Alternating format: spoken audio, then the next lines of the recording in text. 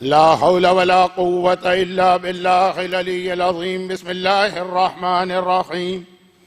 अल्हम्दुलिल्लाहिल मलिकिल हक़्क़िल मुबीन व हुवा रब्बुल आलमीन वस्सलातु वस्सलामु अला सय्यिदिल मुरसलीन व खातमिन नबिय्यीन व रहमतिन लिल आलमीन व शफ़ीइल मुज़निबीन वल मुखातब बिताह व यासीन अबिल क़ासिम मुहम्मद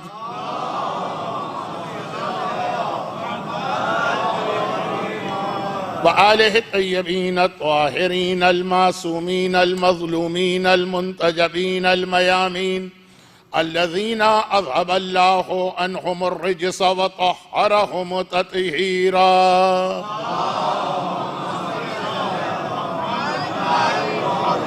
सिय्यमा अला बक़िय्यतिल्लाहि फ़िल अरज़ीन व हुज्जतिही अलल आलमीन। अल्लाहुम्मा अज्जिल लहुल फ़रज व लानतुल्लाहि अला अअदाइहिम अजमईन। अम्मा बादु फ़क़द क़ाल अल्लाहु अज़्ज़ व जल्ल फ़ी किताबिहिल मुबीन व फ़ुरक़ानिहिल मतीन व क़ुरआनिहिल मजीद। बिस्मिल्लाहिर रहमानिर रहीम। व मिन आयातिही अन ख़लक़ लकुम मिन अनफ़ुसिकुम अज़वाजन लितस्कुनू इलैहा व जअल बैनकुम मवद्दतन व रहमह इन्न फ़ी ज़ालिका लआयातिन लिक़ौमिन यतफ़क्करून।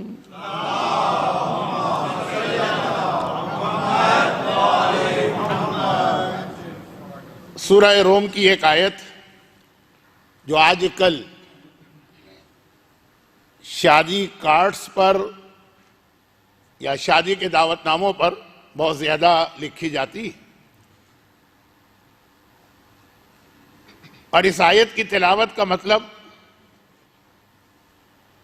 1438 हिजरी के अय्याम अज़ा के इस चौथे अशरे की 7वीं मजलिस का मौजू नहीं बदलना है, उस मौजू को एक और पहलू से या एक और एंगल से वाज़ेह करना है। मारिफते अस्हाब इमाम, ये याद दिला दिया जाए कि माह सफर की 7वीं तारीख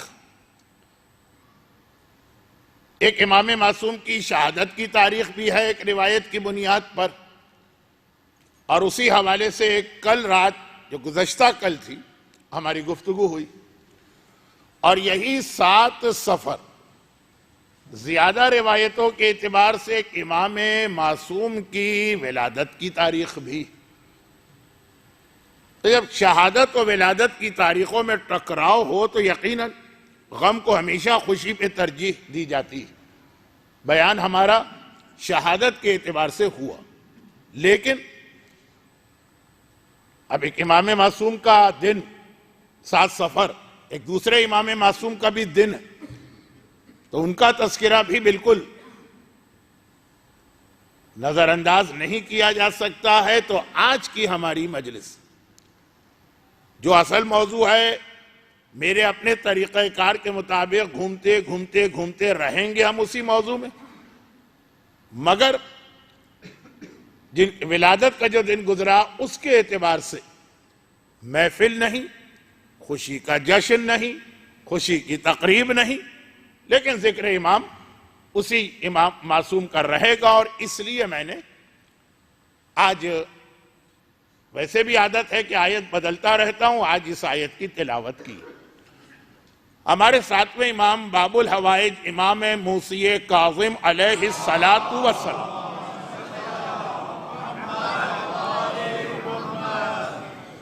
इनके हालात भी बहुत ज्यादा मैच करते हैं जमाने के इमाम के हालात से।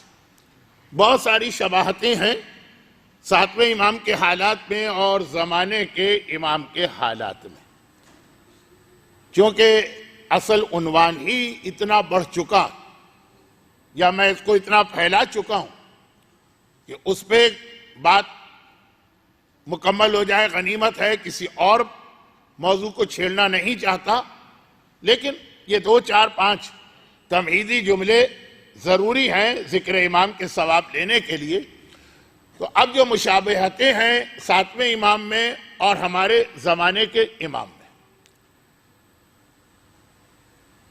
बहुत सारी चीजें सिमिलर हैं, एक जैसी मैच कर रही, और इसीलिए सातवें इमाम के सहाबियों का तारुफ कराया जाता कि इसके हवाले से आखिरी इमाम के जो सहाबी वो समझ में आएंगे कि वो किस अंदाज के हैं और क्या हम उस कैटेगरी में शामिल हो सकते हैं कि नहीं।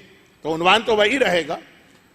मसलन शख्सियत की हद तक, वजूद की हद तक 14 मासूमीन में आखिरी मासूम है जमाने का इमाम, लेकिन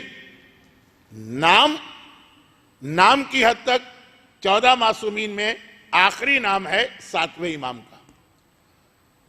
14 मासूमीन के आप नाम देखें तो सिर्फ 7 नाम है, उसके बाद इन्हीं नामों को रिपीट किया गया।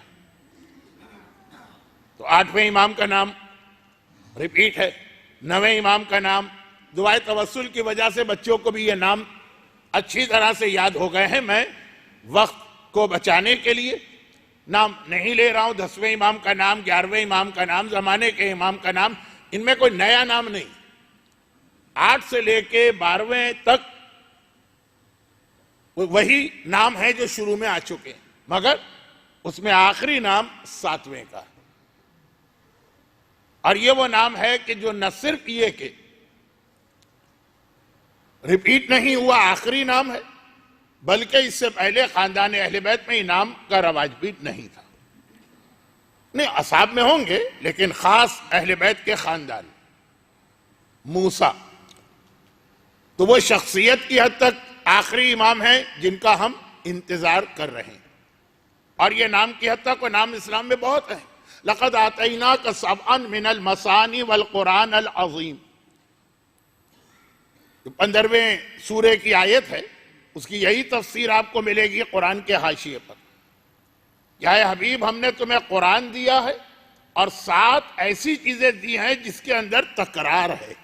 सबअन 7 मिनल मसानी, जो सानी सानी करके रिपीट होके और तकरार होके आए। अब वो 7 कौन सी ऐसी चीजें? आलम इस्लाम क्योंकि इस सिलसिले को तस्लीम करने को तैयार नहीं है, तो उनके जहन उधर उधर गए, जिसके नतीजे में ये हुआ कि नहीं, ये 7 चीजें जो मसानी है यानी सानी है, यानी 2 दफा आई, इससे मुराद अलहम्द का सूरा है। तो आयत का तर्जमा यह किया जाता कि हमने तुम्हें सूरा हम्द दिया है और कुरान दिया, जिसका नतीजा ये निकलता है कि अलहम्द कुरान नहीं है। अलहम्द एक अलग चीज है, कुरान एक अलग चीज। पहली मजलिस में कुरान, हदीस कुस्सी, हदीस मासूम पे बहुत बात हो गई, लेकिन यह मसला सिर्फ इसीलिए पेश आया कि कुरान ने कहा हमने 7 दिए हैं और कुरान दिया। तब यह और का मतलब यह है कि 2 अलग अलग चीजें। तो वो 7 कौन सी चीजें हैं वो समझ में नहीं आ रही। इमाम मासूम की वाज़ेह हदीस भी है कि इससे मुराद हम हैं, यानी कुरान करीम की यह आयत के लक़द आतैनाका सबअन मिनल मसानी वल कुरान अल अज़ीम, यह आयत वही है कि जिसे पैगंबर ने अपने अल्फाज में बताया तो हदीस सकलैन बनी, इन्नी तारिकुम फीकुम सकलैन किताब अल्लाह व इतरत। जो हदीस सकलैन में पैगंबर ने कहा, वही उससे पहले कुरान में परवरदिगार ने कहा कि ये 2 सिलसिले तुम्हें दिए गए। तो 7, अब चूंकि पूरे हालात बयान नहीं करना है, 7 तो 7 किस एतबार से बने, जबकि वो तो 14 वो नाम के एतबार से। और इस्लाम में नाम की बहुत अहमियत है, नाम बहुत अहमियत है, ये कोई मामूली मसला नहीं। सबसे पहला तारुफ जो 7वें इमाम का दुनिया के सामने हुआ, सबसे पहली बार जो दुनिया ने 7वें इमाम की जियारत की, तो वो नाम ही के हवाले से हदीस आई है हमारे पास, नाम के हवाले से। और वो यही कि हर इमाम मासूम जब 50 साल के ऊपर पहुंचता था, बहुत सारी चीजें ऐसी है कि मैं समझाने जाता हूं तो इतनी लंबी बात हो जाती है, इतनी लंबी बात हो जाती कि मौजू से बहुत दूर चला जाता हूं, फिर वापस आना भी मुश्किल होता, और नहीं समझाता हूं तो कुछ लोगों के लिए बात वाज़ेह भी नहीं हो पाती। लेकिन बहरहाल आज मैं इतना वक्त नहीं है, 3-4 बातें मेरी तकरीर, कल भी 4 बातें बयान करना थी, 2 ही में तकरीर का वक्त खत्म हो गया। तो आज मैं तफसील में नहीं जा रहा, लेकिन हर मोमिन को उस जमाने में 12 इमामों के नाम नहीं बताए गए।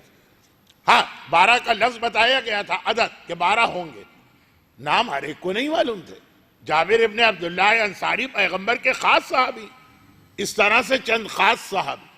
तो बाकी की कैफियत ये थी कि जब इमाम की उम्र 50 साल या नहीं 40 से किसी इमाम की उम्र ज्यादा होती है तो अब लोग एक सवाल करना शुरू कर देते हैं कि मौला आपके बाद आपका जानशीन कौन, आपके बाद इमाम कौन बनेगा। अब ये सवाल शुरू हो जाता। चुनाचे छठे इमाम तो तमाम आइम्मा में सबसे ज्यादा उम्र है, आइम्मा ताहिरीन, बल्कि आइम्मा ताहिरीन क्यों 14 मासूम, रसूलुल्लाह भी 63 हैं, छठे इमाम 65, सबसे ज्यादा उम्र। तो सबसे ज्यादा सवाल किया गया कि मौला आपके बाद जानशीन, आपके बाद जानशीन, आपके बाद जानशीन। ये बहुत मशहूर रिवायत है, बहुत पढ़ी जाती है, मैं बहुत मुख्तसर कर रहा हूं। तो एक चिराग फरोश जो चिराग बेचता था, नाम ही उसका सर्राज है, वो भी ये सवाल बहुत करता रहता है जब इमाम की जियारत को आता, मौला आपके बाद जानशीन। ये एक मोमिन का हक है कि हर इमाम से ये पूछे कि उसके बाद कौन इमाम बनने वाला।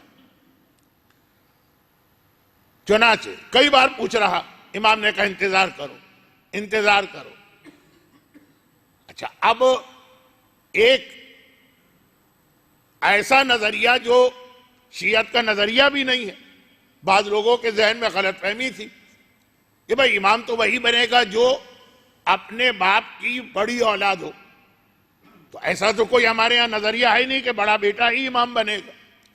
चुनाचे छठे इमाम के यहां औलादें हो भी चुकी, और जब ये आके सवाल करता अकेला ये नहीं, मगर चूंकि जो रिवायत में पढ़ रहा हूं वो इसी के नाम से आई और काफी जैसी किताब में आई, इस एतबार से इसका तस्करा, इस आदमी का सर्राज का तस्करा ज्यादा। ये नाम नहीं है, ये इसका पेशा सिराज, चिराग बना के बेचने वाला। वो बार बार कहता मौला आपके बाद इमाम कौन। अब पहले बेटे पैदा हुए इस्माइल, वो समझा शायद ये होंगे, लेकिन नहीं, पहले तस्दीक कराना। इमाम ने कहा इंतजार करो। अब ये इंतजार का मतलब ये कि ये बेटा इमाम नहीं। छठे इमाम का दूसरा बेटा पैदा हुआ अब्दुल्ला, मौला ये कहा कि नहीं इंतजार करो। तो ये सवाल कई बार ये कर रहा, और इमाम छठे इमाम के औलादे भी हो रही। आज जो जाके उसने सवाल किया, आज से मतलब 7 सफर, आज 7 सफर, सफर के महीने की 7वीं तारीख इस्लामी कैलेंडर का दूसरा महीना, तारीख 7वीं, जाके सवाल किया कि मौला आपके बाद इमाम कौन। तो ऐसे ही हर महीने 2 महीने बाद ये सवाल करता। इमाम ने कहा वो जो इस कमरे के कोने में, महद में, गहवारे में वो जो बच्चा लेटा है वो मेरे बाद इमाम। ये तुम्हारे सवाल का जवाब। दौड़ के गया। वाकये को मैं मुख्तसर करने पे मजबूर हूं क्योंकि वक्त बहुत कम है और मेरा अंदाज ऐसा है कि बात फैल जाती है। गया, जाके इमाम को सलाम किया। कौन इमाम? एक दिन, ये आज की रिवायत है 7 सफर की, 148 हिजरा, एक दिन के इमाम गहवारे में जाके सलाम किया। इमाम ने सलाम का जवाब दे के फौरन जो जुमला इससे कहा, यही मौजू चल रहा था। इमाम ने जवाब सलाम तो दिया, वालेकुम सलाम, कहा लेकिन, इसको देखते ही कहा लेकिन ये तुम्हारा एक अमल हमें नापसंद है। कौन इमाम कह रहा है? जो आज ही दुनिया में आया। दुनिया में आने के बाद, आंखों से देखने के बाद इमाम को इल्म नहीं होता। दुनिया में आने से पहले भी उसे अपने चाहने वालों के एक एक अमल की खबर होती है। तो अब आज ये दुनिया में आया और जिस अमल की इमाम बात कर रहे हैं वो चंद दिन पहले का है। कहा कि ये एक तुम्हारा एक अमल है, पसंद नहीं। घबरा के कहा मौला कौन सा अमल? कहा तुम्हारे यहां पिछले महीने एक बेटी पैदा हुई थी, तुमने जो उसका नाम रखा है ये नाम हमको पसंद नहीं। इससे ज्यादा रिवायत में बयान नहीं कर सकूंगा, हर किताब में मौजूद है, जाके देख लीजिए। पहली नसीहत जो 7वें इमाम के नाम से दुनिया के सामने आई, 7वें इमाम के जरिए से जो सबसे पहली हदीस हमारे सामने आई वो ये कि अपने बच्चों के नाम अच्छे रखो, और अगर कोई गलत नाम रखा है तो इमाम ने गहवारे में से उस नाम को बदलवाया है। ये पूरा एक मौजू है जो उलमा उस हदीस से शुरू करते हैं। ये मौजू कहां से शुरू करते हैं उलमा, ये अलग मौजू है कि सबसे पहला हक जो एक बेटे और बेटी का अपने बाप पर बनता। हम तो आज तक बाप का हक पढ़ते आए हैं कि बाप का बड़ा रुतबा है, बाप के बड़े हक है। हदीस रसूल है, पहले मासूम की हदीस कि बेटा पैदा हो या बेटी पैदा हो, उसका हक है इस बच्चे का अपने बाप पर कि उसका नाम बेहतरीन रखे। तो उसमें फिर यह हदीस आती है। मगर पैगंबर ने जो ये इरशाद फरमाया वो पैगंबर की जिंदगी की पहली हदीस नहीं है, लेकिन सातवें इमाम की जिंदगी की पहली हदीस इन मानों में कि दुनिया में आने के बाद पहला फरमान अपने चाहने वालों को यह दिया कि औलाद के नाम अच्छे रखो। नाम के असरात होते हैं, नाम बदलवाया, खाली नसीहत करके नहीं रह गए, नाम बदलवाया। उसने अपनी बेटी का नाम घर जाते ही उस नाम को बदला। अब बाकी क्या नाम था और क्यों इमाम उस नाम पे नाराज हुए वो तो एक अलग मौजू बन जाएगा। सातवें इमाम का पहला तारुफ तो ये, मगर इसके बाद भी सातवें इमाम का दूसरा मशहूर वाकया उनके बचपने के हवाले से ही, और उस वाकये को बयान करने के बाद फिर मैं सूरह रोम की आयत से अपने मौजू को कनेक्ट करके मजीद सातवें इमाम ही के हवाले से एक दो बातें अर्ज करूंगा। लेकिन अभी तक कहीं यह महसूस नहीं हो रहा कि मारिफते असहाबे इमाम का कोई ताल्लुक आज की मजलिस से बन रहा। तो ये दूसरे वाकये के बाद फिर वह चीज अर्ज करूंगा ताकि मौजू भी आगे बढ़े, आज की तारीख का हक भी आगे बढ़े। दूसरा तारुफ क्या? दूसरा तारुफ ये पहली हदीस है पहले दिन की गहवारे में। दूसरी हदीस भी उस वक्त की है जब इमाम बहुत छोटे थे, 2 साल की उम्र होगी या 3 साल।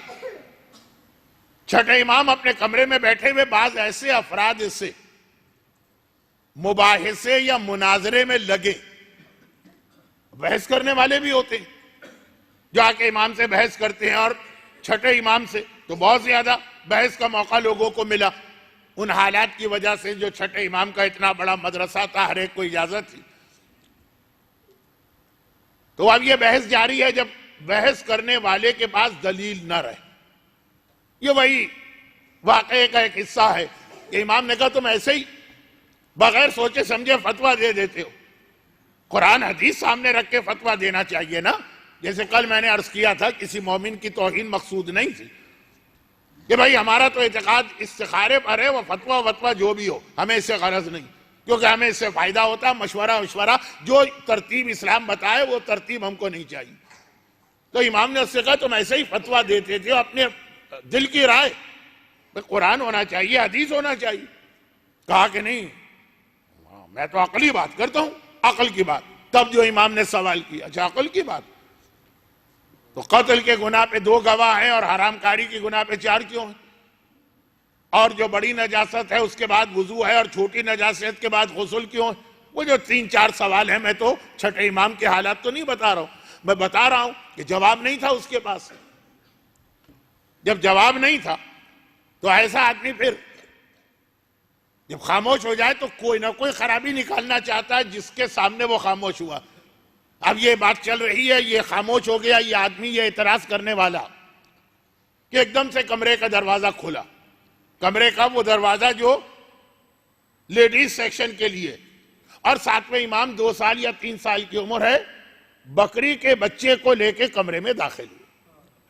अब जो लोग इस मजमे में भी सिंध और पंजाब और हिंदुस्तान के देहातों के रहने वाले हैं वो समझ रहे होंगे कि हमेशा से हर दौर में बच्चों का पसंदीदा खिलौना ये जानवर होते हैं। और मगरबी दुनिया में भी मैंने कसरत के साथ देखा, बिल्ली के बच्चे, कुत्ते के बच्चे, ये जो जानवरों के बच्चे उनसे खेलते हैं। ये उस जमाने की टॉय इंडस्ट्री या खिलौना आज भी है। तो सातवें इमाम बकरी के बच्चे को लेके बाबा के कमरे में आए। अभी कमरे में दाखिल हो रहे, बहुत मशहूर रिवायत है, मैं ये तो सोच के नहीं पढ़ रहा हूं कि अपने मजमे की मालूमात में कोई नया इजाफा करने जा रहा हूं। मैं तो सिर्फ सातवें इमाम के इन हालात से अपने मौजू को कनेक्ट करने के लिए, और फिर आज का दिन का हक भी अदा हो जाए क्योंकि सातवें इमाम की विलादत का दिन है तो मैं उनके बुढ़ापे के हालात कम पढ़ रहा हूं और बचपने के हालात जो विलादत के फौरन बाद के हैं, तो सातवां इमाम दाखिल हो रहा है। वो एतराज करने वाला जिसकी बोलती बंद हो चुकी थी, दलीलों के सामने कुछ जवाब नहीं था, जैसे ये मंजर देखा, एक मर्तबा छठे इमाम से कहा, फर्जंदे रसूल, आप तो ये कहते हैं कि मेरा ये बच्चा इमाम है। अब ये इमाम, सातवें इमाम 2 साल के हो गए। जब वो चिराग बेचने वाले ने इमाम से सवाल किया था, वो 1 दिन के थे। 2 साल तो काफी तारुफ करा दिया छठे इमाम का, ये बच्चा इमाम है। और आप ये भी कहते हैं कि इमाम कोई फजूल बेकार अबस काम नहीं करता। बहुत सारे काम ऐसे जो इस्लाम में हराम नहीं, आप कर सकते हैं। जिसे जितने खेल हैं हराम नहीं है, खेल सकते हैं, लेकिन फायदा कुछ नहीं, कोई सवाब इसमें नहीं मिलेगा। इस जुमले की तशरीह में जाऊंगा तो कहीं से कहीं निकल जाऊंगा। तो देखिए, आप जिस बेटे को इमाम कह रहे हैं वो बकरी के बच्चे से खेल रहा। आप तो कहते हैं कि इमामत बचपना हो कि जवानी हो को बुढ़ापा हो, सगीर होना व कबीर होना, हमारा छोटा हो हमारा बड़ा हो, जिस हालत में भी हो सब मासूम होते हैं, वो कोई ऐसा बेकार काम नहीं करते। अभी उसने ये जुमला कहा था और मुकम्मल भी नहीं हुआ था कि इमाम बकरी के बच्चे को कमरे में लेके आए और कहने लगे कि उस जुदील रब्बिक, मुअन्नस का सीगा, बकरी का बच्चा था, बच्ची थी बल्कि ये कही, अपने रब के आगे सिजदे में झुक जा, इस तरह क्या खड़ी। इमाम, छठे इमाम ने कहा, देख मेरा बेटा फजूल काम नहीं कर रहा, वो इस बकरी को भी सिजदे की तलकीन और तालीम दे रहा है। अब जो इमाम बकरी के बच्चे को, जिस पर अहकामात शरीयत है ही नहीं, बकरी के बच्चे पे अहकामात शरीयत नहीं है, बच्चा तो बच्चा, आप कहेंगे तो हमारे बच्चे पर भी नहीं है अहकाम शरीयत, जी बकरी पर भी नहीं है, उसके लिए भी इमाम हुक्म दे रहा है कि बारगाह रब में ले रब्बिक, अपने रब की बारगाह में झुक जा। वो अपने उन साहिबान ईमान को जब देखता होगा कि जो बड़े आराम के साथ जरा सा बहाना मिले और नमाजें कजा कर देते। अच्छा, आप तो एक ऐसे माहौल में रह रहे हैं कि जहां पे हालात और माहौल की वजह से अक्सर लोग नमाज पढ़ ही लेते हैं, लेकिन इससे बाहर भी निकलते हैं। अब मैं और क्या बात करूं, हज और जियारत के सफर में मैंने कितने लोगों को नमाजें कजा करते देखा। वो सातवां इमाम जिसकी आज विलादत का दिन और उसके उस बचपने का वाकया, बकरी के बच्चे से खेल रहे हैं, लोग ये समझे खेल नहीं रहे। अब अगर मैं इसको अल्फाज बदल दूं तो ये आका हुसैन के करबला का मकसद बन जाएगा, जो बकरी के बच्चे को अमरे बिल मारूफ और नहीं अनिल मुनकर कर रहे हैं वो चाहने वालों को। और अब आइए यहां पे नमाज, सातवां इमाम और नमाज, ये बचपने की नमाज, जहां बकरी के बच्चे को नमाज पढ़ाई जा रही, और वो बुढ़ापे की नमाज, जहां उस कैद खाने में जिसमें हारून ने 14 साल इमाम को कैद रखा, सातवें इमाम ने वो नमाज पढ़ के दिखाई कि एक बदनाम तरीन औरत जो इमाम को बहकाने के लिए भेजी गई थी, इमाम की नमाज देखकर वो खुद नमाजी बन गई। ये बकरी के बच्चे से लेकर उस बदनाम औरत तक, ये सातवें इमाम की इमामत का सफर देखिए। सिजदे से शुरू हुआ, सिजदे पे खत्म हुआ, नमाज की तलकीन से शुरू हुआ, नमाज पे खत्म हुआ। और यहां पर अब एक रिवायत और पढ़ के अपने बराह रास्त मौजू से मिलता हूं, सातवें इमाम के मजीद हालात जब मेरा असल मौजू शुरू होगा, अभी अभी उसके अंदर आएंगे। और वो ये कि अब ये बात आपने सुनी, यहां पे तकरीर को रोकता हूं, मारिफते असहाबे इमाम। अब ये एक लफ्ज असहाबे इमाम में एक चीज की वजाहत और कर दी जाए कि असहाबे इमाम के लफ्ज में हम इमाम के औलाद को शामिल नहीं करते, तो घर वाले, लेकिन इमाम की अज़वाज, बीवियां जो है वो असहाब की कैटेगरी में आती। असहाबे रसूल के लिस्ट बनेगी, पैगंबर की तमाम बीवियों की लिस्ट उसके अंदर आएगी, औलाद के नहीं आएगी। औलाद असहाब में नहीं आती, बीवियां आती हैं असहाब में। कुरान करीम की जिस आयत की तिलावत मैंने की है वो असहाबे इमाम की मारिफत का एक रुख बता रही कि हमने बीवियों को पैदा इसलिए किया। मैं उस मौजू पे नहीं जाना चाहता हूं कि इस्लाम में शादी का मकसद, शादी के फायदे, कैसी शादी होना चाहिए, नहीं, असहाबे इमाम के लफ्ज को जरा वसी कर रहा हूं। खाली वो लोग असहाब की कैटेगरी में नहीं आते जो 40 साल के बाद दीन हक कबूल करके इमाम के हाथ पर आकर बैयत करें। और खाली वो लोग असहाब की कैटेगरी में नहीं आते कि जब आखिरी जमाने में जिब्राइल आवाज लगाएंगे कि आखिरी हुज्जत खुदा जाहिर हो गई है, तो कोई कहीं से कोई कहीं से कोई कहीं से मक्के की सरजमीन में जमा होकर पहला लश्कर इमाम का बनाएंगे। खाली वो असहाब नहीं है, बल्कि अज़वाजे रसूल और अज़वाजे इमाम अब कुरान ने बताया। असहाब का लफ्ज़ वसी और कहा कि इनका मकसद है लितस्कुनू इलैहा व जअला बैनकुम मवद्दतम व रहमा। बीवियां तो सिर्फ एक काम के लिए बनाई गई, चाहे तुम्हारी बीवियां हो या मासूम की बीवियां हो, उम्मती की बीवी हो कि रसूल की बीवी हो, और मकसद है सुकून, मकसद है मोहब्बत, मकसद है रहमत। तो असहाबे इमाम ये तीन चीजें खवातीन के हवाले से बहुत अहम है कि जो इमाम की साथी बनना चाहती। अब मैं मजीद इस जुमले को बाद में वाजे करूंगा, क्योंकि आज कुछ सातवें इमाम का भी तस्करा करना है और कुछ जियारत का कल वाला एक वाकया मैंने आधा छोड़ दिया, किसी ने पलट के पूछा भी नहीं, तो सुन भी नहीं रहे होंगे लोग, लेकिन मैंने तो आपसे कहा ना कि अभी तक तो अल्हम्दुलिल्लाह मुझे याद रहता, तो इस एतबार से उसको भी पूरा करके आगे बढ़ना है। तो बाकी कि अजवाज या बीवियां या औरतें वो भी तो असहाबे इमाम की कैटेगरी में आएंगी, जबकि हमारे पास और तो और खुद जमाने के इमाम की फौज की 13 औरतों के नाम हैं जो अभी आई भी नहीं। तो जो मासूम गुजर चुके हैं उनके असहाब में जो औरतें हैं, वो शराब वाला वाकया कितना मशहूर वाकया मैंने बना दिया। वो मोमिना बीमार पड़ी और शराब की बात हुई और उसने शराब पी के नहीं पी, वो एक अलग बहस। असहाबे इमाम में औरतें भी। खुलासा ये हुआ, जो मैंने 5 मिनट लगाए 1 मिनट में बात कर दी। लेकिन औरतों के असहाबे इमाम में होने का मकसद घर का सुकून, घर की रहमत, घर की मवद्दत। अब आइए सातवें इमाम के हवाले से एक लिस्ट सुन लीजिए। अगरचे सारे नाम ऐसे हैं कि रुक रुक के हमें दुरूद भेजना चाहिए, लेकिन चूंकि वक्त बहुत कम है तो बिल्कुल आखिर तक आप ठहर जाइए। आखिरी नाम पे आप खुद ही समझ जाएंगे, लिस्ट कंप्लीट हो गई है, उस वक्त दुरूद भेज दीजिएगा। अब एक सिलसिला हमारे सामने, और वो सिलसिला चलता है जनाब आमिना से, और फिर वो आगे बढ़ता है फातिमा बिनते असद तक, और फिर वो आगे बढ़ता है फातिमा ज़हरा तक, और वो फिर आगे बढ़ता है जनाब शहरबानो तक, और फिर वो आगे बढ़ता है फातिमा बिनते इमाम हसन मुश्तबा तक, और फिर ये सिलसिला आगे बढ़ता है उम्मे फरवा बिनते कासिम बिन मोहम्मद बिन अबी बकर तक, और फिर ये सिलसिला आगे बढ़ता है उम्मे हमीदा, फिर ये सिलसिला आगे बढ़ता है जनाब नजमा, फिर ये सिलसिला आगे बढ़ता है जनाब सबीका, फिर ये सिलसिला आगे बढ़ता है जनाब सुमाना, फिर ये सिलसिला आगे बढ़ता है जनाब खुदैसा, और जाके मुकम्मल होता है सुलैल या सौसन या नरजिस खातून पर। दुरूद भेज एक बार।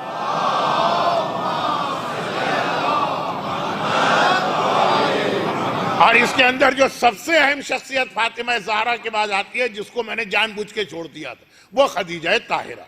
अब ये जो 13 नाम मैंने लिए, और जो 13 नाम भी एक ऐसे 13 नाम जो हर शब जुमा को आप भी लेते हैं।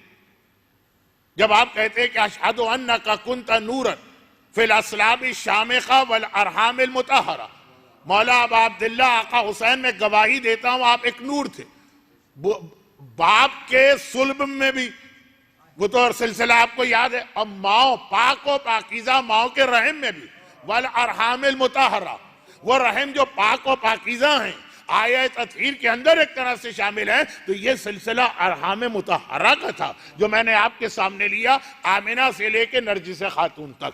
अब ये जो 13 मासूमी, 14 मासूमीन की 13 माएँ, शायद बच्चे को याद दिलाना पड़े कि एक मासूमा इसमें ऐसी है जो 2 मासूमों की माँ, लेकिन बात हर एक को मालूम भी है, जो मजमा मेरे सामने है, और बात बहुत फैल जाएगी।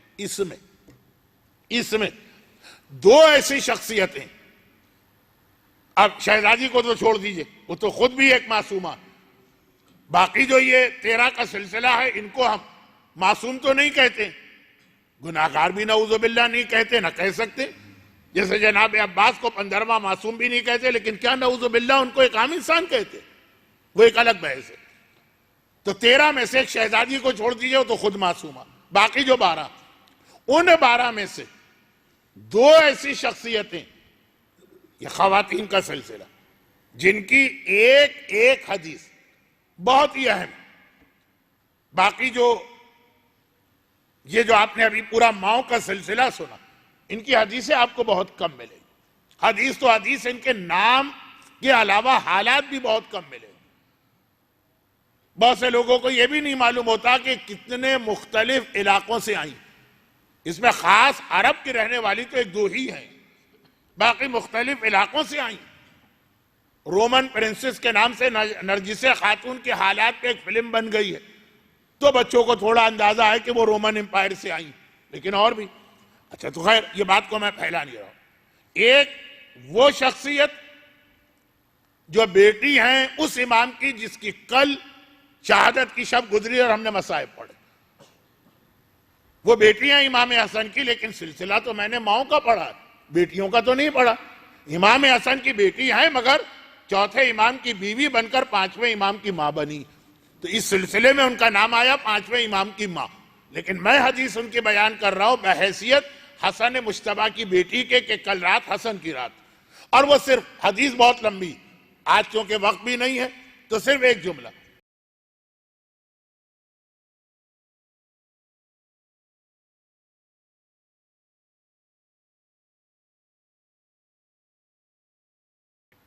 और फिर एक दूसरी हदीस इस सिलसिले की, एक और खातून की, और दोनों की हदीसें हैं कि दोनों कह रहे हैं कि जब हमारे आका और मौला का आखिरी वक्त आया तब यह हदीस हमने सुनी।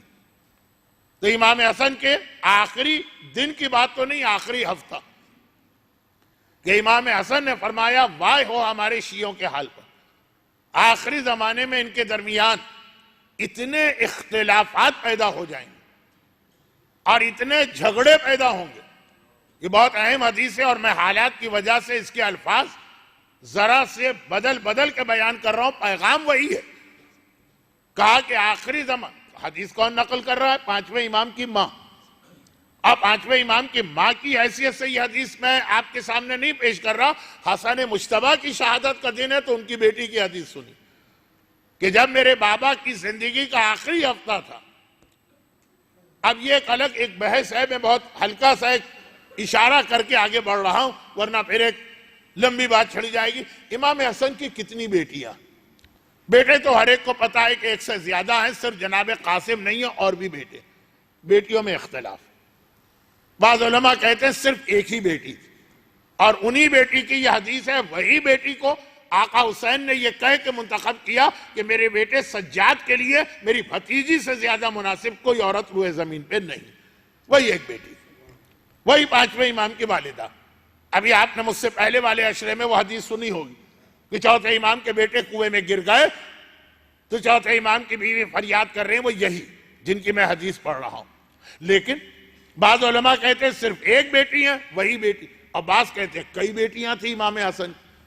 अब आजकल जो लोग करबला की जियारत के लिए जा रहे हैं उन्हें करबला या नजफ में इमाम हसन की कई बेटियों के रोजे भी मिले। बिनातुल हसन के नाम से तो एक पूरी सड़क है जिस पर 3 बेटियों के मकानात, जो मस्जिद बने, मस्जिद रोजे बने, वो आज तक मौजूद है।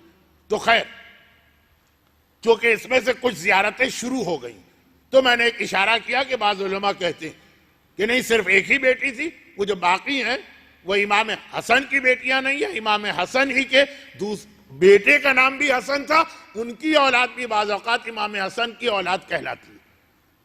करबला में अली असगर के बाद भी एक बच्चा शहीद हुआ।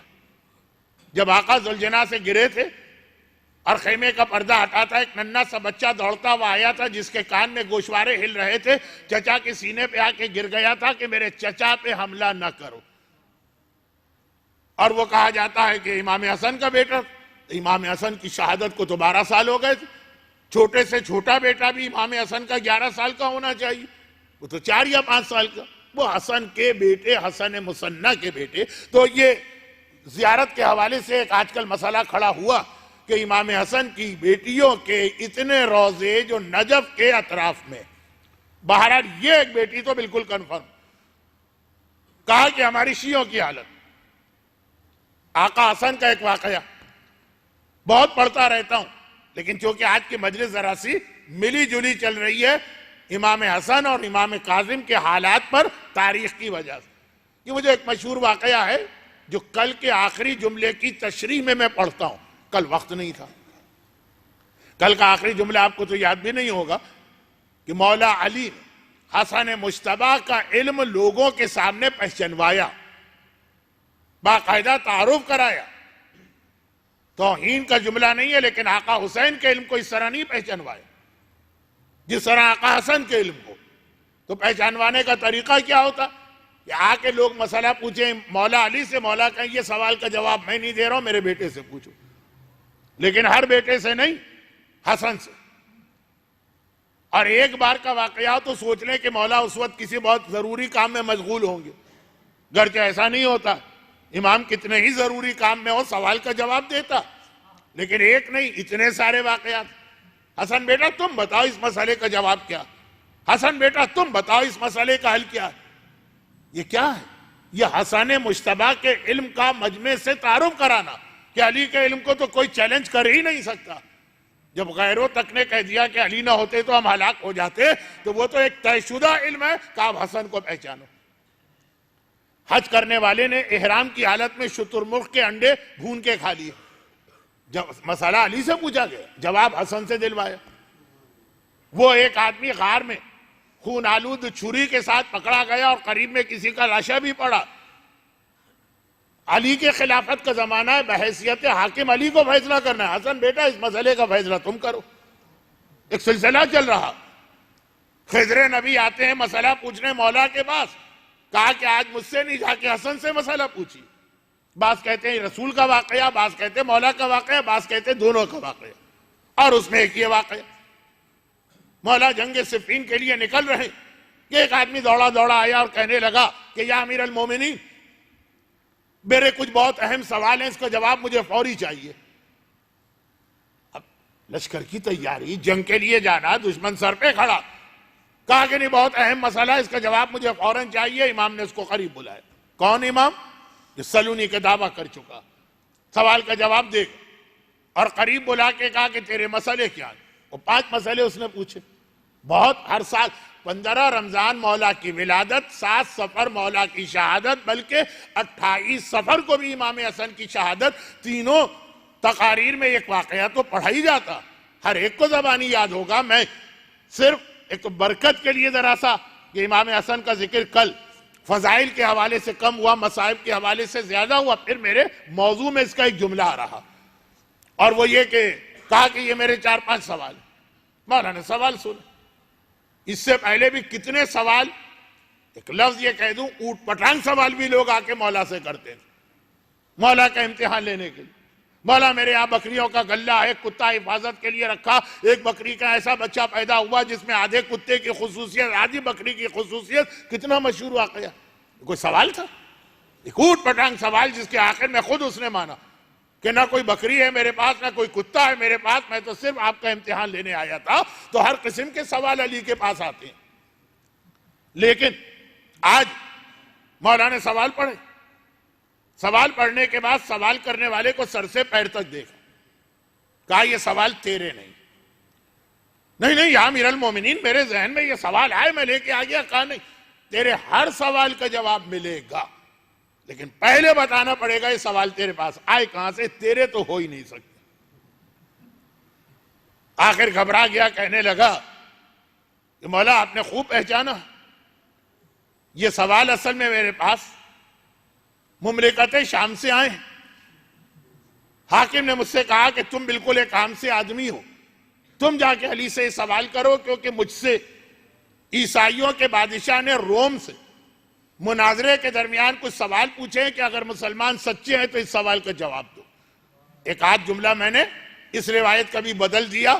बहरहाल असल रिवायत के पैगाम पे कोई फर्क नहीं पड़ा कि अगर तुम सच्चे हो तो सवालों का जवाब दो। अब उसके पास कौन सा जवाब। चुनाचे मुझसे कहा कि मैं अपने इलाके के आदमी को भेजूंगा, उसका लिबास, शक्ल, सूरत अंदाजा हो जाएगा, तुम तो वहीं रहते हो, तुम पूछो। मौला सवाल उसके। अब मौला ने कहा ठीक, और मुसलमानों की इज्जत का मसला, लेकिन हसन बेटा तुम इसका जवाब दो। पूछा अली से जा रहा, कहा कि हसन तो ये तो एक सिलसिला, जो कल एक जुमला मैंने कहा था सरसरी, वो खाली सरसरी जुमला नहीं था कि आका हसन का बाकायदा तौर पे इस तरह तारुफ कराया जा रहा है। अब इतना बड़ा लश्कर और इस आदमी का दौड़ते हुए आना और फौजों को रोक के सवाल करना, हर आदमी मुतवज्जे हुआ, एक एक सिपाही मुतवज्जे हुआ, और अली ने हसन का तारुफ कराया कि हसन को पहचानो, हसन कौन। बस अब इसके बाद मौला ने जवाब दिया, रिवायत चौके मशहूर है, उसका एक जुमला मेरा मौजू है, और बाकी पूरी रिवायत इस तारीख का हक है जो 7 सफर की तारीख गुजर रही। तो मालूम है आपको कि एक सवाल यह था कि मशरिक और मगरिब के दरमियान कितना फासला है, तो आका हसन ने कहा इतना कि सूरज एक दिन में तय कर लेता। दिन का मतलब 24 घंटे नहीं, नहार। नहार अलग लफ्ज है, यौम अलग लफ्ज है। और मैं बहुत जल्दी जल्दी पढ़ रहा हूं, इसलिए कि समझाने की जरूरत भी नहीं है इस मजमे को, बल्कि शायद रिवायत मुझे पढ़ना भी नहीं चाहिए पूरी, कि मेरा मौजू नहीं। और जमीन और आसमान के बीच में कितना फासला? अब इतना फासला है कि इधर मजलूम की बद्दुआ निकलती है उसके दिल से और आसमान पे पहुंच जाती है। इस तेजी के साथ मजलूम की बद्दुआ जाती है, वही है फासला। और वो कौन सी जमीन है जिसपे सिर्फ एक मरतबा सूरज चमका? कहा कि वो दरिया नील की जमीन है। जब मूसा ने असा मार के पानी के 2 टुकड़े किए, जमीन के ऊपर दरिया की तह में सूरज पड़ा, फिर पानी मिल गया। बस ना उससे पहले कभी सूरज वहां पहुंचा, ना उसके बाद। ये सारे वाकयात। और वो कौन सी कब्र है जो अपने दरमियान सोने वाले को लेके घूम रही थी? अभी तो आपके पास मोबाइल फोन आ गए, मोबाइल कब्र। कहा कि वो मछली है जिसके पेट में यूनुस नबी थे। वो मछली एक जगह रुकी भी नहीं थी, किसी एक्वेरियम में नहीं रखी गई थी, दरियाओं का सफर। और ये जुमला, हक और बातिल के दरमियान कितना फासला? कहा 4 मिली हुई उंगलियों का। जो आंख से देखो हक है, जो कान से सुनो वो बातिल है। उसी चीज पे भरोसा करना जो तुम खुद अपनी आंख से देखोगे। बाकी कभी किसी की सुनी सुनाई बात पे कतन तवज्जो न देना। और फिर वो आखिरी 2 सवाल कि वो कौन से 7 जानदार हैं जो बगैर माँ और बगैर बाप के पैदा हुए। तो बहुत ही मशहूर रिवायत है। मैं तो इतना पढ़ के भी खुश भी हूं कि आका हसन का एक हक अदा कर रहा हूं, उनके फजाइल आ रहे हैं, और इसलिए परेशान भी हूं कि लोग कहेंगे कि इतनी मशहूर रिवायत जो हर साल में 3 बार तो हम सुनते ही सुनते हैं, कभी इससे भी ज्यादा। का 7 जानदार ऐसे हैं, जानदार जिनमें जान, जिनका ना बाप था ना मां थी। और फिर फेरिस बताई, आदम, न बाप थे न मां थी। हव्वा, न बाप थे न मां थे। नंबर 3 वो ऊंटनी जो हजरत साले ने मोजिजे से पैदा की, बल्कि वो बाद में आती है। नंबर 3 वो कौवा जिसने अपने साथी को मारा और फिर काबिल को दफन का तरीका सिखाया। और नंबर 4 ये ऊंटनी। और फिर नंबर 5 असाए मूसा, कि वो जो हजरत मूसा ने एक असा जमीन पे फेंका और वो चलने लगा अजदहा बनकर जानदार। ना उसका कोई बाप है ना उसकी कोई मां। और हमारे मराजे का फतवा है कि जब इंसान, बहुत संजीदा फतवा है, जब इंसान लेबोरेटरी के अंदर बगैर बाप और मां के पैदा होने लगेंगे तो फिक़ही मसाइल क्या होंगे। बहुत तफसील के साथ हैं ये इसके मसाइल। अभी तक की बात है ये 7 जानदार, जिनमें से 5वें की बात हो रही है। लेकिन एक वक्त आएगा इंसान भी इस तरह बनेगा लेबोरेटरी के अंदर कि बगैर बाप के और बगैर मां के। जो आजकल जितनी टेक्नोलॉजी सुन रहे हैं आप, उसकी भी जरूरत नहीं, लेकिन फिर किसी और मौके पर। कहा असाए मूसा। और नंबर 6 वो दुम्बा जो हजरत इस्माइल के बदले में जन्नत से आया, ना उसका कोई बाप था ना उसकी कोई मां।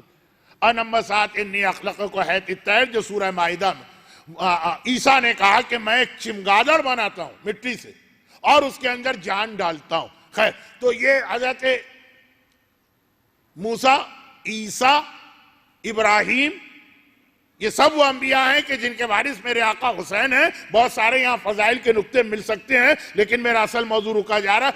और 7वीं चीज तो बहुत ही तवील हो जाएगी, सिर्फ इशारा कर दूं कि दुनिया की सबसे सख्त चीज क्या। तो आखिर में कहां पे पहुंचाया इमाम हसन ने मामले में? कहा सबसे सख्त चीज तो पत्थर है।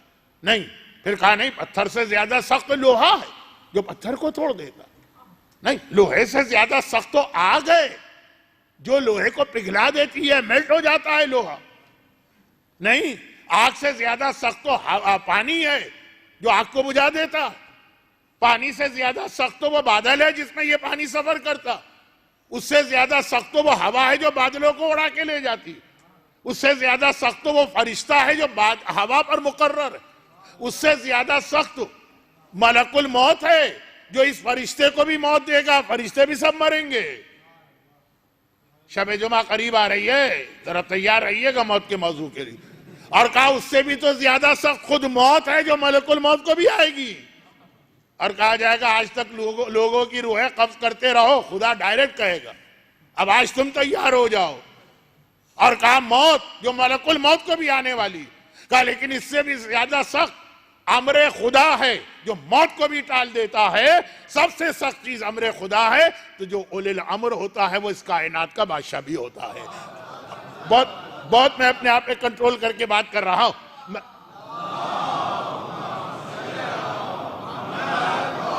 मैं इन चीजों का ना मुनकिर हूं ना इनके सवाब के कमी का कायल हूं, लेकिन मेरे पास वक्त तो आप हक व बातिल कहा जो आंख से देखोगे, यानी अपनी आंख से खुद वाकया देखो और जो कान से सुनो।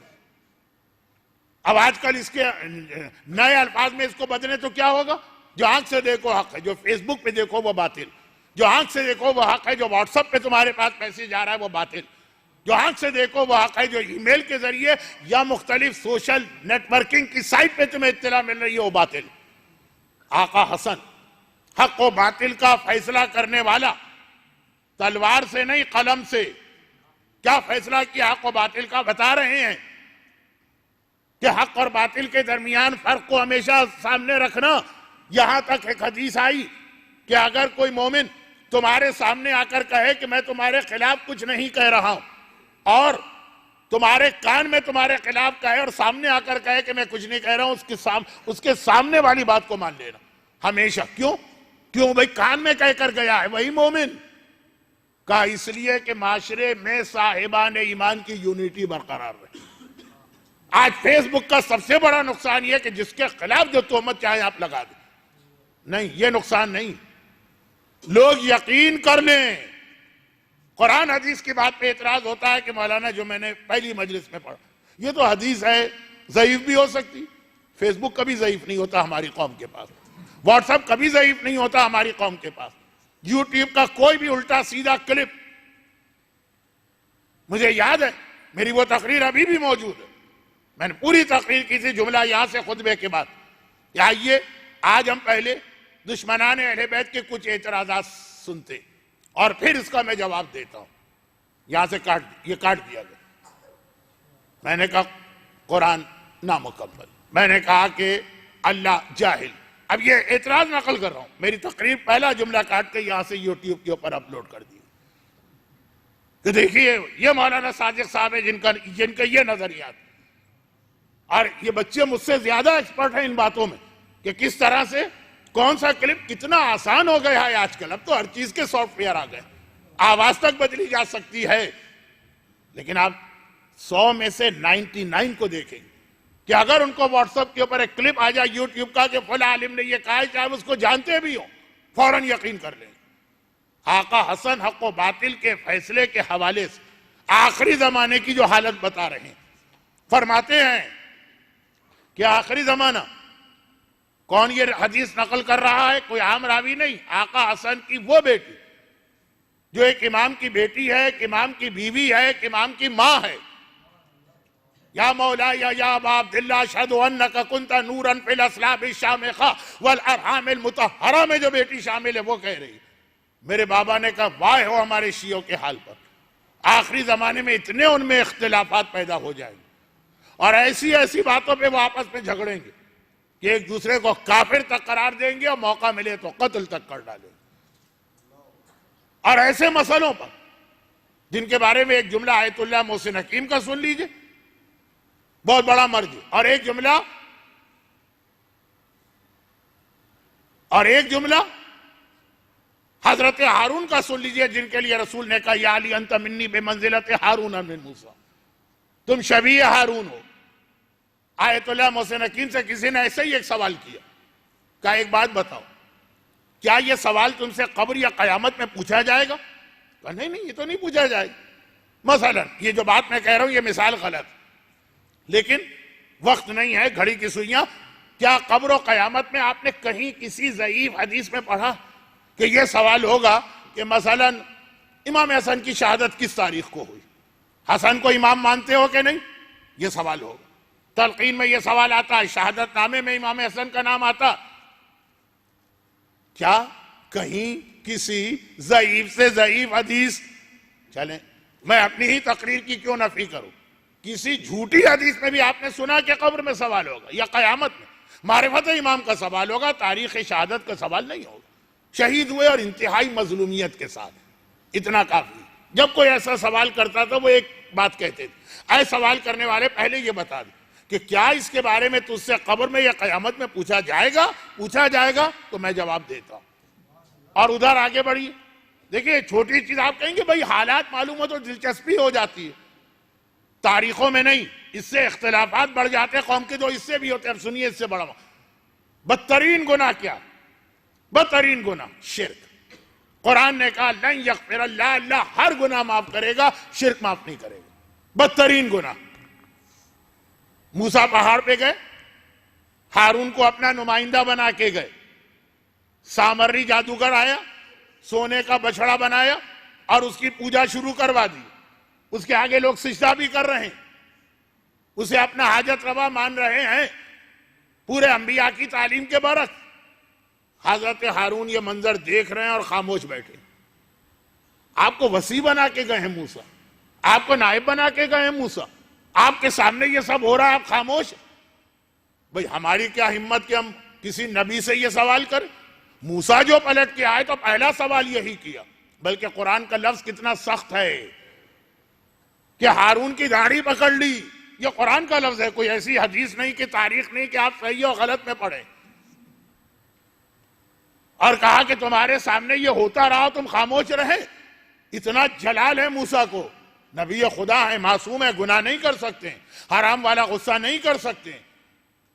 दाढ़ी पकड़ ली अपने भाई की, जो उम्र में बड़े भी थे। हारून बड़े थे, मूसा उम्र में छोटे थे, रुतबे में नहीं। खैर एक ही जवाब दिया हारून ने, जिसको हजरत मूसा ने कबूल किया, कुरान ने कबूल किया कि मैं सिर्फ ये डर रहा था कि मेरे बोलने से इस वक्त कौम के अंदर दो टुकड़े हो जाएंगे, तफरका बपा होगा और आप आकर कहेंगे कि मैं तुम्हें एक उम्मत दे के गया, तुमने उम्मत के दो हिस्से कर दिए। एक नबी खुदा जो इतना अजीम नबी है कि या अली अंत मिन्नी बेमंजिलत हारून में मूसा, तुम्हारा वो रुतबा है जो हारून का मूसा के पास है।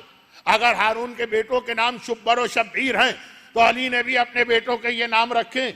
और जब यही शब्बर और शब्बीर हसन और हुसैन खाने काबा के तवाफ के लिए अपने बाबा के साथ गए और मौला ने इनको मुखातब करके कहा ये वो जगह जहां पे हारून के बेटे दुआ मांगा करते थे, ये दोनों शहजादे वहीं रुक गए कि अब तो हम भी जिंदगी भर यहीं पे दुआ मांगा करेंगे। ये हारून और उनके बेटों का एक मॉडल बना के पेश किया कुरान ने और इमाम ने। वो कहते हैं कि कौम में तफरका ना व्हाट्सएप क्लिप। एक चीज ये भी लोगों को नहीं मालूम कि हर वो ऐसी चीज, इसे दूसरे को भेजना भी हराम और गुनाह है। आपने कहा नहीं हमें तो यकीन नहीं, हम तो बहुत समझदार आदमी, लेकिन एक ग्रुप है आपका, आपने आगे भेज दी। हराम शराब तो है, मौला हुसैन का फरमान भी है कि यजीद कौन था, शारिबुल खम्र।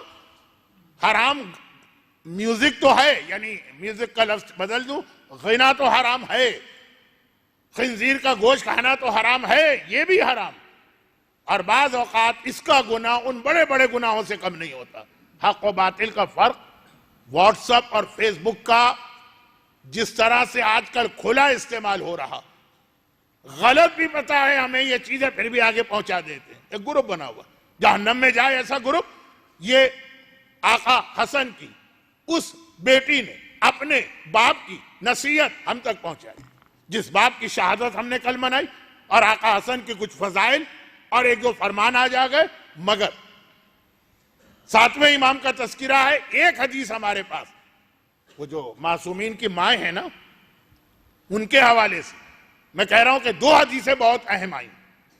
एक हसन की बेटी की, वो भी 7 सफर की तारीख है, यानी इमाम हसन की, और एक 7वें इमाम की मां की, जो 7 सफर की तारीख है, वो भी बहुत अहम हदीस। उसके अंदर बैक वक्त 2 पैगाम दिए गए, लेकिन इतनी मशहूर हदीस कि बहुत जल्दी जल्दी मैं इसको मुकम्मल कर दूं। वो यही हदीस तो है ना, जब अबू बसीर असदी कूफी ने एक सवाल किया था। अभी आप लोग जियारत पे जा रहे हैं, बहुत से लोग, कुछ लोग 1 महीने बाद जाएंगे। अबू बसीर कूफे में छठे इमाम के नायब थे, मस्जिद कूफा में अबू बसीर की बैठक होती। छठे इमाम अपने हर शिया से कहते थे अपने फतवे, अपने मसलों का फतवा उनसे लो, मेरे पास आने की जरूरत नहीं है। आ गए तो मैं वापस नहीं कर रहा हूं, लेकिन जरूरत नहीं आने की। जब अबू बसीर बहुत बूढ़ा आदमी, पांचवें इमाम के साथ सारी जिंदगी गुजारी, छठे इमाम के साथ इत्तला मिली कि सातवें इमाम गायब हो गए, छठे इमाम शहीद हो गए। बहुत ये जुमला भी अपनी जगह वजाहत चाहता है छोड़। तो खैर शहीद हो गए और सातवें इमाम का पता नहीं चल रहा। अबू बसीर का वाकया मैं उस तकरीर में पढ़ता हूं जिसका उन्वान है हम कैसे पहचानेंगे कि आने वाला सच्चा इमाम। ये हमारी तकरीर होती है जिसमें 3-4 तरीके जमा किए कि कैसे सलमान ने कैसे पहचाना कि सच्चे रसूल, अबू बसीर ने कैसे पहचाना कि सच्चे इमाम। मारिफत असहाब इमाम, 2 बहुत अहम सहाबियों के नाम आ गए और बहुत अहम मसले में हाउ टू रिकॉग्नाइज। हर आखिरी जमाने में हर बातिल वाला ही दावा करने लगेगा मैं इमाम, तो अबू बसीर वो है। तारुफ में मैंने 2 मिनट ले लिए, जबकि आज वक्त मजलिस का पता नहीं कहां चला गया। मुख्तसर सी बात, जब गए पुरसा देने, इतना एक एहतराम है अबू बसीर का इस घराने में, और बहुत बूढ़े भी हैं, 80 साल से ज्यादा की उम्र। यही तो रिवायत है ना कि जब कूफे में इनको इत्तला मिली कि छठे इमाम शहीद हुए, तो इतने ज़ईफ थे कि ये आंखों के पोपोटे भी आंखों पे लटक आए थे। जब किसी से बात करते थे तो हाथ से आंखें उठा के आंखें खोल के बात करते थे, इतने ज़ईफ। तो उम्मे हमीदा छठे इमाम की बेवा, सातवें इमाम की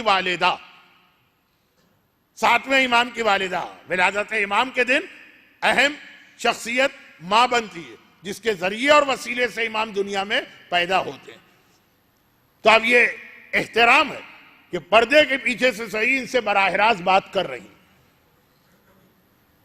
तो सातवें इमाम क्यों बात नहीं कर रहे? सातवें इमाम तो बाबा की शहादत के दिन से गायब है। जिस दिन छठे इमाम शहीद हुए, सातवें इमाम गैबत में चले गए। अब खुद उम्मे हमीदा पुरसा कबूल कर रही। आम कोई आदमी आ जाए तो कनीज के जरिए कम्युनिकेशन। अबू बसीर जैसा मुखलिस, जानिसार, वफादार मारिफत हासिल करे इस सहाबी की। सहाबी आए जो इतना बूढ़ा भी हो, तो पर्दे के पीछे से बराह रास्त बात हो रही। उम्मे हमीदा का ताल्लुक कहां? मराकश से। मराकश ये भी एक इलाका जहां से एक इमाम की मां आई। खैर, अबू बसीर ने क्या सवाल किया होगा आप सोचिए। जब पुरसा देने जाते हैं आप क्या सवाल करते हैं? भाई फला साहब आखिरी वक्त में उनकी क्या हालत, कैसे मौत कैसे हुई? उम्मे हमीदा का जवाब भी आपको याद होना चाहिए, क्योंकि रिवायत को नई रिवायत नहीं पढ़ रहा हूं, और ऐसा भी नहीं कि कभी कभार पढ़ी जाने वाली रिवायत, बहुत मशहूर रिवायत है। उम्मे हमीदा रोने लगी, कहने लगी, आया अबू बसीर तुमने क्या वक्त याद दिला दिया, घर के वक्त कभी भूलता नहीं। मैं ही तो मकान के सहन में बैठी थी जब मेरे आका और मौला जहर के अरसद से लड़खड़ाते हुए घर में दाखिल हुए। मैं जल्दी से आगे बढ़ के सहारा दिया मौला को और बिस्तर पे लिटा दी, और इमाम का सारा चेहरा, कल इमाम हसन का सुना, छठे इमाम का सुने, सारा चेहरा जहर के असर से नीला पड़ता जा रहा। और मैं घबरा के सोच रही हूं कि मैं क्या करूं इस वक्त, क्या इलाज। क्या अचानक इमाम ने आंखें खोली और कहा, उम्मे हमीदा तुम अकेली खड़ी हो, क्या घर में कोई और नहीं है? मैंने कहा मौला सारे घर वाले का सबको बुला के ला, मैं हर एक को अपने बिस्तर के करीब देखना चाहता हूं। उम्मे हमीदा कहती है, अबू बसीर किसका दिल चाहेगा इस वक्त मौला को छोड़ के जाने का, लेकिन हुक्म इमाम, हुक्म इमाम। मैं रोते हुए गई, जल्दी जल्दी सारे घर वालों को जमा करके बिस्तर के चारों तरफ इकट्ठा किया। जैसे ही आखिरी आदमी भी आया, मजमा सा लग गया। छठे इमाम ने आंखें खोली, बारी बारी सबको देखा है, और आखिर में मुझे देखा और आसमान को देखा, एक जुमला कहा और दुनिया से चले गए।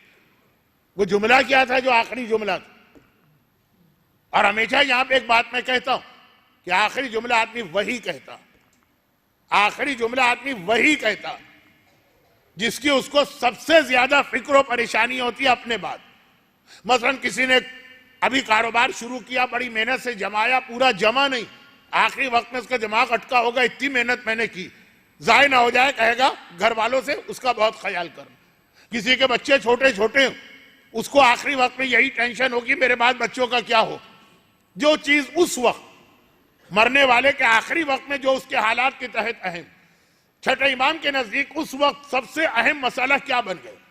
अजीब बात है, ये जुमले में हर साल तो नहीं, हमेशा कहता हूं जब ये रिवायत आती है। एक बार और सुन लीजिए, इमाम ने असल में कहना चाहिए तौहीद की बात, इस्लाम तौहीद का दूसरा नाम, कहना चाहिए रिसालत की बात, कहना चाहिए मवद्दत अहले बैत की बात, कहना चाहिए मारिफत इमाम जमाना या मारिफत इमाम की बात,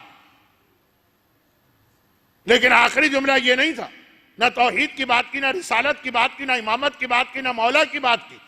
आखिरी जुमला यह था कि ऐ सारे घर वालों और उम्मे हमीदा, मेरा यह पैगाम शियों को पहुंचा देना कि ला तनालो शिफाअतुना मुस्तखफन बिस्सलाह, हमारी शफात मिल ही नहीं सकती, तनालो है पहुंच ही नहीं सकती उस आदमी तक जो नमाज को हकीर समझ रहा। तौहीद का जिक्र नहीं किया क्योंकि इमाम को यकीन है कामिल कि हमारा शिया तौहीद में कभी कमजोर नहीं पड़ेगा। रिसालत का जिक्र नहीं किया, इमाम को यकीन है कामिल है हमारा शिया रिसालत में कभी कमजोर नहीं पड़ेगा। इमाम ने इमामत का जिक्र नहीं किया, पता हमारा शिया मर जाएगा, अकीदा इमामत को कमजोर नहीं पड़ने देगा। फजाइल अली का जिक्र नहीं किया, पता है कि मीसम की तरह दार पे लटक जाएगा हमारा शिया, अली के फजाइल बयान करता रहेगा, इमाम को डर नमाज के बारे में। यह हमारे शियों के दरमियान कमजोर पड़ सकती। आखिरी जुमला जिसके बाद वो इमाम गया दुनिया से और सातवें इमाम की इमामत शुरू हुई। जो असल जो उन्वान चल रहा था, उम्मे हमीदा असहाबे इमाम के लिस्ट में आ रही, मारिफत असहाबे इमाम का मौजू भी हमारा साथ में चल रहा है पैरेलल। उम्मे हमीदा ने क्या पैगाम दिया कि सातवां इमाम मेरा बेटा, जिस जुमले से इमाम बना है वो ये है कि अगर नमाज को हकीर समझते हो तो मासूम इमाम की शफात तुम तक पहुंच ही नहीं पाएगी। बेनमाजी के लिए नहीं कहा, नमाज पढ़ता हकीर समझता। नमाज न पढ़ना वो तो है ही गुनाह है कबीरा, नमाज पढ़ने वाला भी। देखिए आप कितने लोग नजर आएंगे नमाज पढ़ रहे, दूसरों का हक दबा के बैठे। कल की मजलिस में जो एक बात आई थी उसकी थोड़ी सी वजाहत भी करना है, लेकिन मसला दोहरा कर, मोमिन से, मोमिन क्या मुसलमान से, मुसलमान क्या बहुत सारे गैर मुस्लिम से कर्जा लिया है, इसका वापस करना वाजिब है।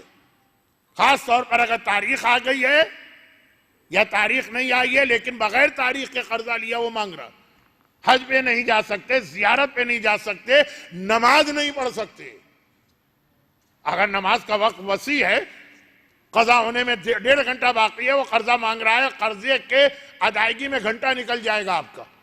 घर में नहीं रखा है पैसा, गाड़ी में बैठ के उसके साथ किसी एटीएम तक जाएंगे या ये कि बैंक तक जाएंगे, पैसा निकलवाएंगे, नमाज हमको अभी पढ़ना है, 1 घंटा देर हो जाएगी, हो जाए देर, वाजिब है आपके लिए।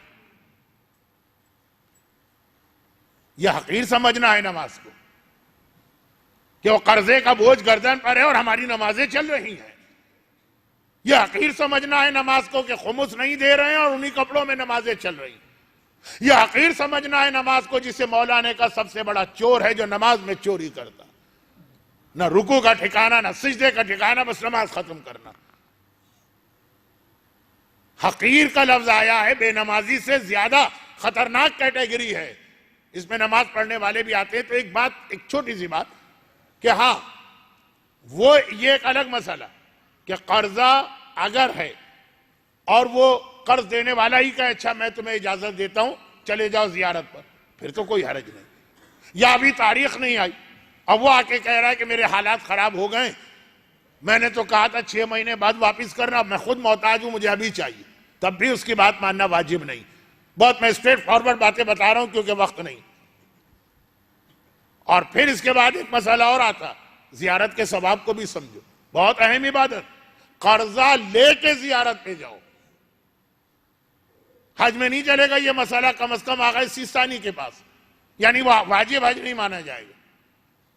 शायद हज सही हो जाए लेकिन वाजिब हज नहीं माना जाएगा। लेकिन खास 3 चीजों के लिए ये लफ्ज इस्लाम में आया कि कर्जा लेके जाओ, चाहे बजाहिर कर्जे की अदायगी के आसार भी नहीं। एक तो है ना कि कर्जा लेके जाओ क्योंकि पता है कि 4 महीने के बाद कहीं से पैसे आ जाएंगे। 3 चीजें ऐसी हैं जहां के लिए ये लफ्ज आया वक्त नहीं है, तो मैं जो मेरा दिल चाह रहा था उस तरह से बयान नहीं कर पा रहा हूं। कल भी मैंने मातम करने वालों के वक्त को थोड़ा ले लिया, उनका कितना दिल तड़प रहा होगा मातम करने का, और आज भी अब जरा समय आगे बढ़ा तो उनका वक्त कटेगा। लेकिन अल्हम्दुलिल्लाह अगर जिंदगी रही तो 3 दिन और आपकी खिदमत है, बात कल हो, लेकिन ये बात पूरी हो जाए।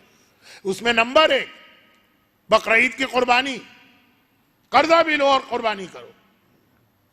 नंबर 2 जियारत इमाम हुसैन, और नंबर 3 आजादारी इमाम हुसैन। ये 3 के लिए ये आम लोगों के जो नजरियात और अकायद हैं वो तो अपनी जगह काबिल एहतराम, हदीसों में आया कि बज़ाहिर आसार भी नहीं है कि हम कहां से अदा करेंगे बाद में, लेकिन इसके लिए कर्जा लो। हाँ, अगर तुम्हारे पास पैसा है तो फिर जियारत पे न जाओ, कर्जा दो। ये कर्जा दो और कर्जा लो, इसको समझना, दीन को समझना। वो इंशाअल्लाह फिर अबू बसीर के हवाले से, क्योंकि इमाम ने कहा अंता रजुलन फकीह, तुम दीन की समझ रखते हो तो मैं तुम्हें इजाजत देता हूं कि मस्जिद में बैठ के लोगों को मसले बताओ, ये बात होती रहे। मगर बात ये हो रही कि बहुत से अब ज़ाहिरीन जो है ना, बस ये तारीखें कुछ तो निकल गए होंगे, कुछ आजकल में निकल रहे हैं, तो एक आध कुछ वहां की जियारत भी मैंने बता दी आज की तकरीर में, और एक आध मसाला भी आ गया, एक आध बात कल आ जाएगी। लेकिन असल जिस जुमले को लेकर मैं मंजिल मसाइब पर आ रहा हूं, 2 खवातीन के जो मासूमीन के घराने से ताल्लुक रखती हैं, 2 अहम नसीहतें, और दोनों वो इमाम के जिनका ताल्लुक 7 सफर से। एक की शहादत तो उसकी बेटी की नसीहत जो उसने खुद नहीं की, अपने बाबा की नसीहत आप तक पहुंचाई, और एक की विलादत है 7 सफर को, तो उसकी मां की तरफ से आखिरी जुमला उस इमाम का जिसके बाद मेरे बेटे की इमामत शुरू हुई। तब ये 2 इमाम ऐसे जिनकी इमामत बड़े अजीब जुमले से शुरू होती है। 2 इमाम, पहला हमारा ये, पहला नहीं दूसरा ये 7वां इमाम, जिसकी इमामत शुरू हुई जैसे ही उसके बाबा ने बिस्सलात की गोलते कही, उसी सेकंड 6ठे इमाम दुनिया से गए, 7वें इमाम इमाम हो गए। नमाज का पैगाम भी दिया, शफात का, लेकिन इससे भी ज्यादा अजीब इमामत शुरू हुई जब सज्जाद ने ज़ैनब को खुले सर देखा और ज़ैनब ये मसला पूछने आई। सज्जाद की इमामत का इम्तिहान देखी, ये 7वें इमाम की इमामत का इम्तिहान, और वह सज्जाद की इमामत, बड़े अजीब हालत में सज्जाद की इमामत शुरू हुई। वैसे तो जैसे ही बाबा शहीद हुए सज्जाद इमाम हो गया, लेकिन बहैसियत इमाम बहुत अहम और बहुत तारीखी जुमला है ज़ैनब का, बेटा सज्जाद तू मेरे जमाने का इमाम है तो मैं तेरी इमामत में पहला मसला पूछने आई। ये काम मसला नहीं है, इतना मसला तो ये बच्चा भी जानता होगा कि जान खतरे में पड़ जाए तो पर्दा साकित है, हराम है। ये जुमला अहम नहीं है ज़ैनब का। इससे पहले वाला जुमला, बेटा तू मेरे जमाने का इमाम है, बहुत अहम ये जुमला। पूरा इसमें अकीदा इमामत इस जुमले के अंदर छुपा हुआ, मगर इसमें बात कल परसों मौका मिला तो होगी, नहीं मौका मिला तो फिर कभी। मगर कितना मुश्किल,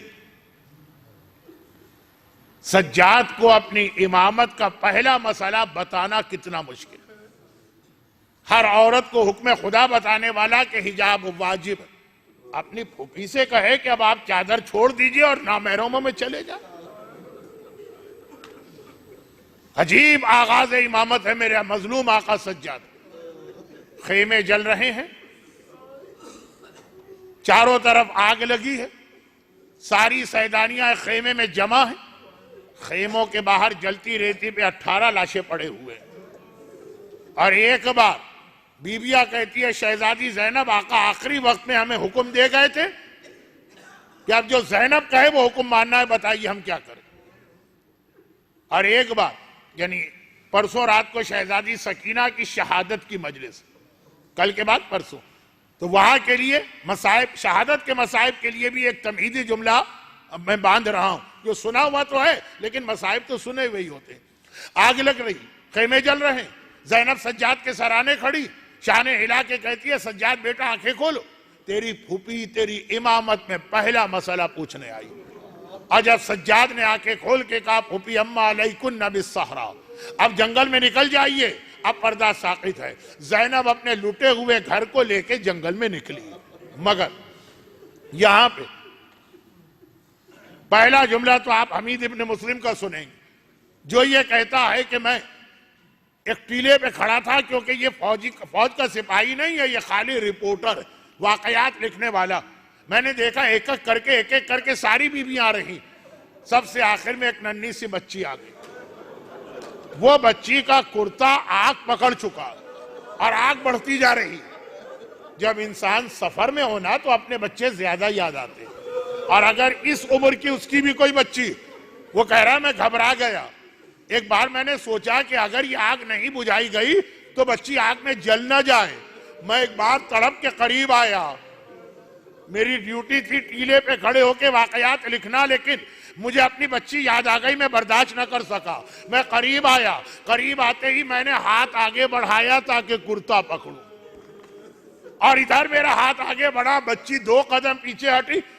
जलाल के आलम में मुझे देखा, खबरदार तेरा हाथ मेरे बदन के करीब ना आने पाए, मैं फातिमा ज़हरा की पोती सकीना हूं, सकीना ना महरम मेरा जिस्म नहीं छू सकता। मैंने हाथ जोड़े और कहा कि शहजादी खाली कुर्ता पकड़ के इस आग को बुझाऊंगा। जरा सोचिए, मातम था सकीना का तो ऐसा मातम कि आग की परवाह न रही, आग में मातम किया, लेकिन हिजाब और शरीयत की बात आई तो ऐसा ख्याल कि अपने मातम को सकीना ने छोड़ दिया, मातम बंद कर दिया, मातम को भूल गई। मेरे करीब तेरा हाथ ना आने पाए, मैंने कुर्ते की आग को बुझाया, और यही जला हुआ कुर्ता था जिसे पहन के सकीना जिंदान शाम तक गई, और यही जला हुआ कुर्ता था जो जिंदान शाम में सकीना का कफन बना। तो इधर तो सकीना के कुर्ते की आग को बुझाया, और उधर बाकी सारा काफिला मैदान करबला में बीवियां और बच्चे। बस एक बार किसी ने आका सज्जाद से बाद करबला पूछा, मौला आखिरी खेमे से आपका घराना कैसे बाहर निकला? आका के हाथ में एक तस्बीह थी, कहा अगर ये तस्बीह टूट जाए तो किस तरह से दाने जमीन पे बिखर जाते हैं। मोहम्मद की औलाद अली और फातिमा के बेटे शाम गरीबा इस तरह मैदान करबला में बिखर के रहे। खुदावंदा शहजादी सकीना के इस इम्तिहान का वास्ता, खुदावंदा सादात बनी हाशिम के इन यतीमों के इस इम्तिहान का वास्ता, जो लोग आज की मजलिस में मौजूद हैं, इनकी तमाम हाजतों को पूरा फरमा। इनके गिरिए की वजह से इनको दुनिया और आखिरत की हर परेशानी से महफूज फरमा। लेकिन गमे हुसैन का ये गिरिया मरते दम तक कयामत में बल्कि जन्नत में भी हमारे साथ साथ रहे। खुदावंदा आज भी बहुत सारे परेशान हाल मोमिनीन की दरखास्तें मेरे पास हैं कि मौलाना शहादत की रात है, विलादत का दिन है, जिसने जो इल्तिमास से दुआ की है, सेहत, औलाद, वीज़ा, तालीम, मरहुमीन, खुदा बंदा इन तमाम इल्तिमास से दुआ करने वालों की दुआओं को बाबुल हवाइज के वसीले से कबूल फरमा। और हमारी सबसे बड़ी दुआ यह है कि इन तमाम मजालिम के इंतकाम के लिए अपनी आखिरी हुज्जत इमाम ज़माना के ज़ुहूर में ताजील फरमा। मातम हुसैन।